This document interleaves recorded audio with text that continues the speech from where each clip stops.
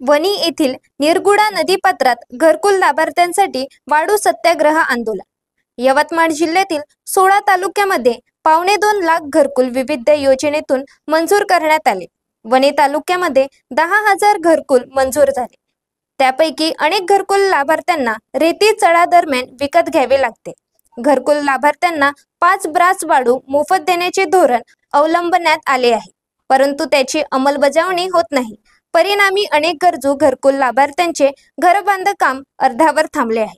पावसाळ्यात अनेकांना अडचणीचा सामना करावा लागणार आहे। याकडे लक्ष वेधण्यासाठी माजी जिल्हा परिषद सदस्य विजय पिदुरकर यांच्या नेतृत्वात गुरुवारी वाणीच्या निरगुडा नदीपात्रात वाळू सत्याग्रह आंदोलन करण्यात आले। यावेळी सरकार विरोधात घोषणाबाजी करण्यात आली आहे। आज आम्ही या ठिकाणी वाळू सत्याग्रह ठेवला।